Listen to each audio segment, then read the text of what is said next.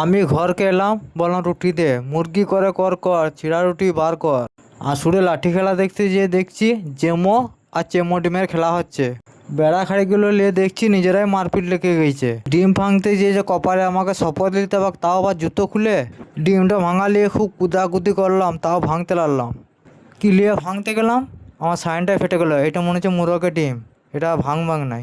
লাস্টে পুন্দে করে ভাঙছিলাম, তাও ভাঙে নাই। মনে হচ্ছে আর আমার খাওয়া হবাক নাই। মাইট কমিটির হামাল দৃষ্টান্ত নিয়ে এলাম, এই ঠেকালে আজকে ডিমের বিয়ে দিয়ে দেবো।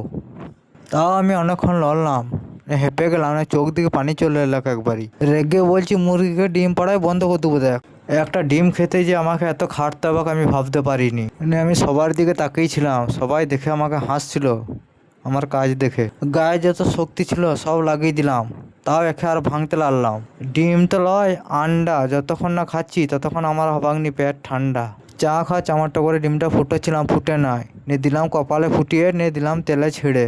তেলে ছেড়ে দেওয়ার পর সাপ গুঁড়ি, লঙ্কা কুটো, হলুদ কুটো, জিরে কুটো, যা কিছু ছিল সব দিয়ে দিলাম।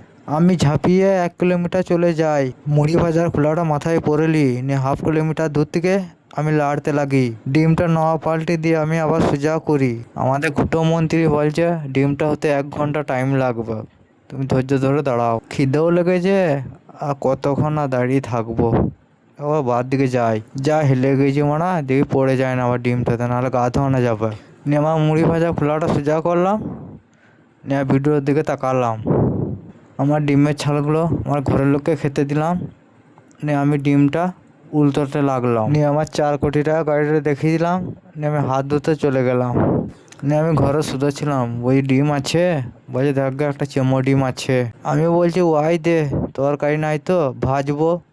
আমাকে কাজ করে খুব হয়রানি লাগছিল, তাই কাঁঠাল তলায় বসেছিলাম। দেখবি মনে আবার কাঁঠাল পড়ে